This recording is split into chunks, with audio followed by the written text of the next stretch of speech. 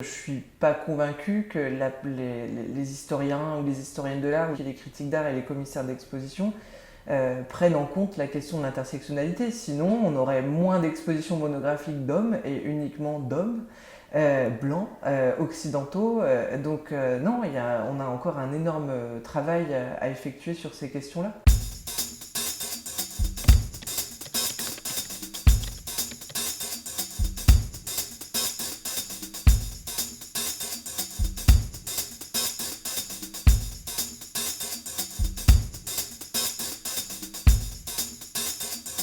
Et depuis elle, à Centre Pompidou, combien d'expositions monographiques de femmes il y a eu au Centre Pompidou? Il y a eu Mona Hatoum, il y a eu Nalini Malani, et qui en fait? Et il y a toujours les hommes qui règnent dans ce musée. Mais on ne va pas stigmatiser le Centre Pompidou, c'est valable pour tous les musées, etc. À Paris, parce que je trouve que dans les régions, les musées font plus le job sur ces questions-là. Donc finalement, dans le lieu qui incarne le pouvoir, c'est les artistes qui incarnent les privilèges et le pouvoir qui sont les mieux représentés. J'ai fait plusieurs expositions avec uniquement des femmes. La première était Peindre dit-elle. Avec Annabelle Tennès, on a commencé à réfléchir à un projet d'expo sur la peinture, aujourd'hui en France. On s'est rendu compte que ce qu'on regardait le plus, c'était les boulots des femmes artistes.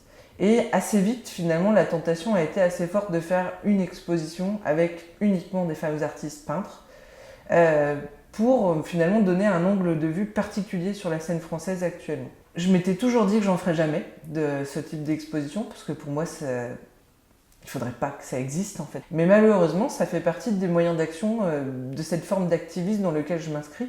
C'est-à-dire que si on ne fait pas d'exposition avec uniquement des femmes, comment on fait pour montrer qu'il y a un énorme problème, puisque les femmes sont quasiment invisibles, même si elles le deviennent de plus en plus, et qu'évidemment les choses avancent, et heureusement, mais quand même, ce type d'exposition a encore sa place actuellement. Et par contre, des expositions où il y a uniquement à 100% des hommes, personne n'en parle, c'est tout à fait normal, ça fait partie de ce qu'on appelle la normalité. Donc là, il n'y a aucun problème, et, tandis que quand on a fait Peindre dit-elle avec Annabelle Tennès, on s'est pris des critiques, mais vraiment incroyables sur ce projet, d'artistes hommes, qui ne comprenaient pas pourquoi on présentait uniquement des femmes artistes, mais alors que eux, quand ils participent à des expositions où il y a uniquement des hommes, personne vient leur dire quoi que ce soit. Donc voilà, pour moi, c'est une manière d'engager le débat, d'en parler et d'avoir un point de vue très critique sur cette question-là. La question de la qualité des œuvres qui sont présentées, on me la pose tout le temps.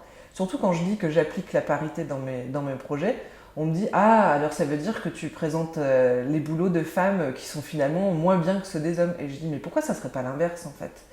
Et à cette question-là, moi je réponds par la recherche en fait. C'est-à-dire que quand on a un sujet et qu'on fait une recherche qui va plus loin que le bout de son propre nez ou que ce qu'on peut bien nous présenter dans les autres expositions ou dans les institutions, finalement on peut découvrir des centaines et des centaines d'artistes qui travaillent très bien sur tel ou tel sujet, qui ont des boulots très intéressants. Donc il y a aussi un travail de fond avec des visites d'ateliers, de rencontres, etc. Et que quand on élargit le spectre, finalement après on n'a plus que le choix dans des boulots de qualité. Et donc la question est réglée.